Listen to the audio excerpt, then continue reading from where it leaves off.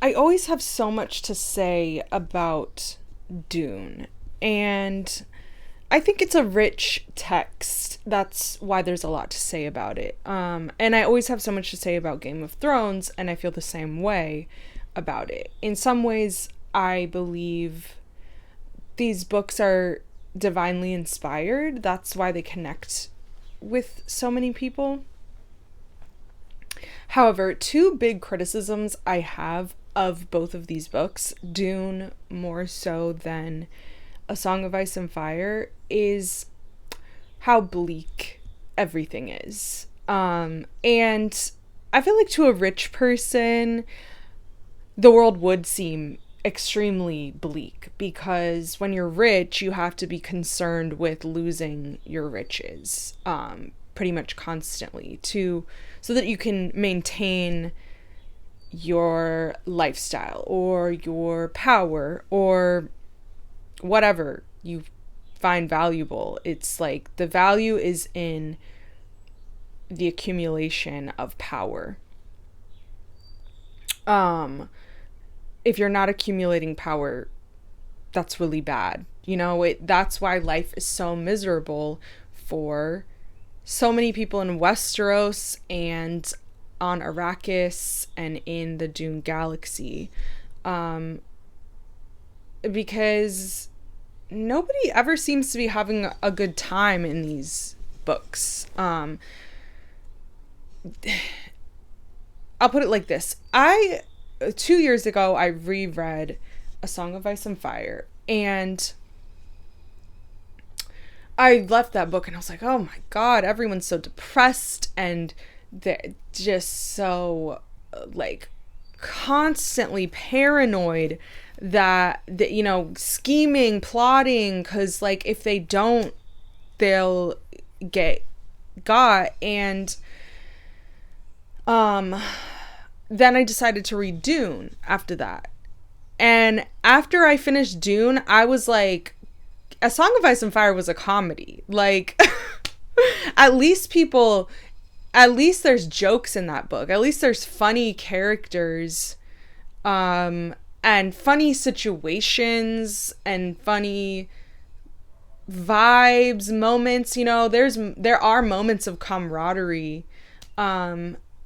And Dune is so, like, everything is so serious in Dune. Every single thing. And it makes the people's paranoia, like, that much more. Everyone in Dune is so paranoid.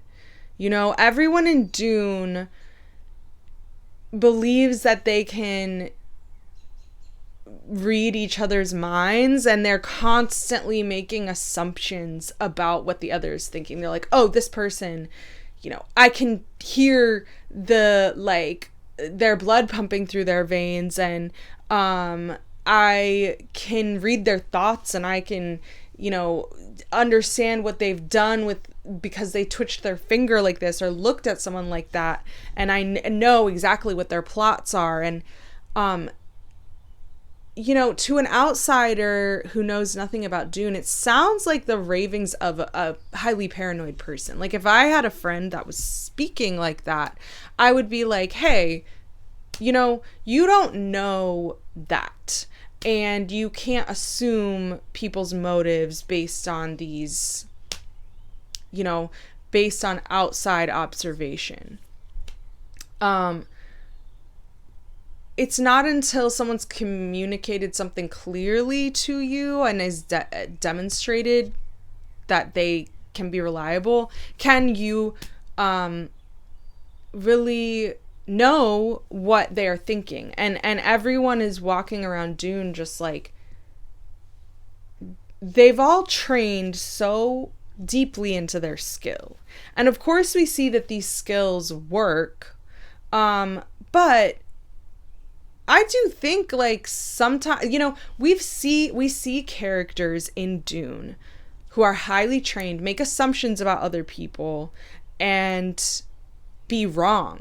It happened with that, like, Mentat that assumed Jessica killed Leto, and he was wrong, and he regretted it.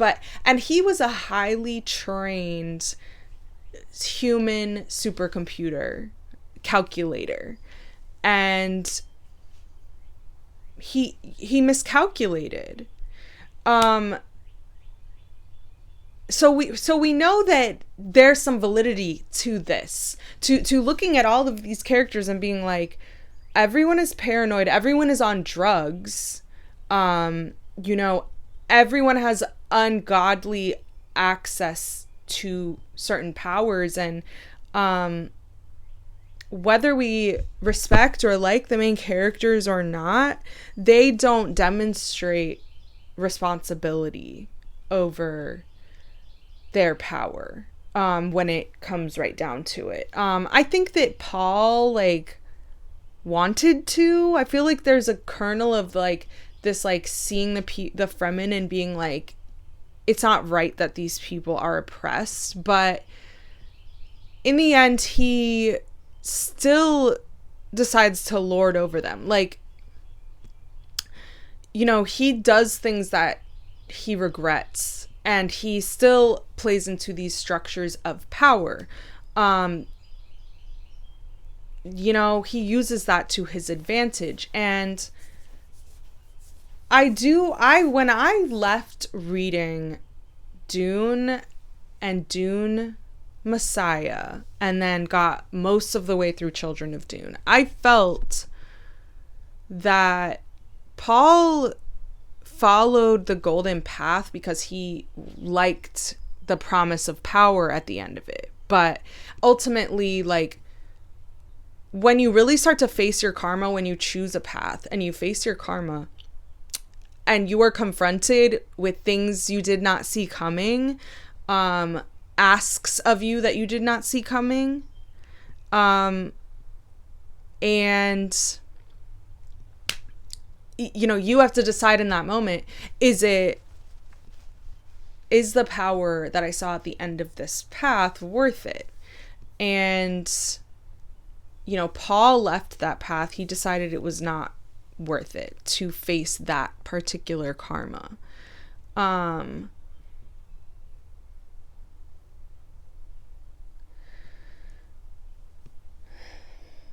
That's ultimately what I think prophecy is. There's this part, and I haven't read these books in a while, so I can only speak to the impression they left on me after I read it. And there was this part in Dune Messiah where Paul is, I think he's blind at this point. He's just gone blind. And so now he's fully just following his, like, psychic sense. He can only see through the vision. And, or maybe he hasn't lost his sight yet. Yeah, he hasn't. But he's fully following the vision, that he was granted of, like, the setting moon and this, like, bomb that was going to go off. And also the knowledge that Chani was going to die, and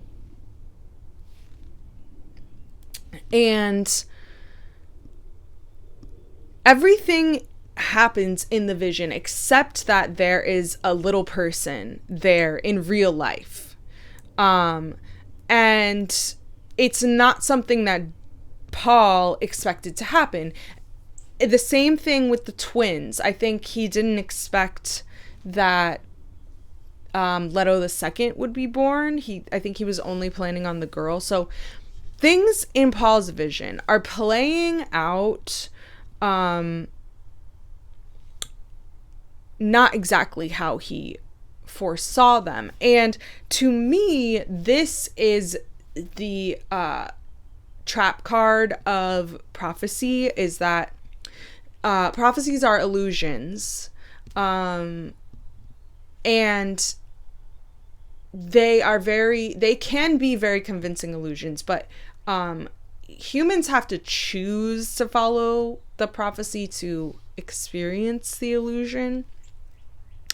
And so Paul the it's almost like the prophecy or the vision is making these like promises. It's like, this is exactly how it's going to go down for you to attain this power that you're trying to attain at the end of it. And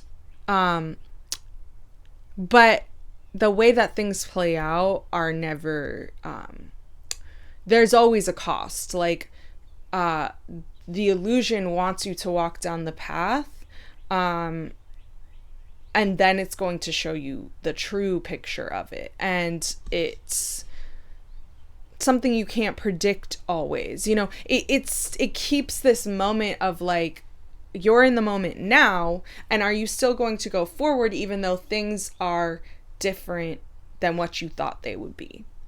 And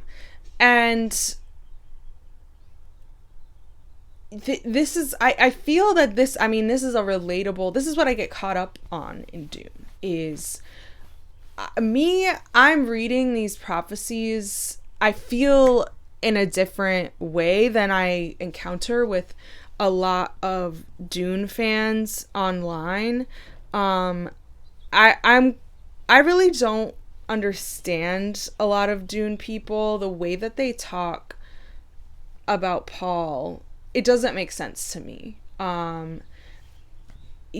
Everyone says like, oh, Paul is like a warning of a charismatic leader, but then at the same time I hear people say, but he had to, because the jihad was going to happen anyway. And I don't know, I just don't buy that. That sounds like an excuse to do what you want. And again, I'll say again, like, if you have to kill 61 billion people to save humanity, then are you saving humanity? Does humanity need to be saved at that point? Or, do you face a different sort of death? One that you don't try to control, basically. And I just can't get over the fact that Paul, he decided to try to control the narrative. And, when you have prophecy and vision and you truly follow that path, you realize you don't have any control. You are simply along for the ride, and you sometimes get to experience what that ride is bringing.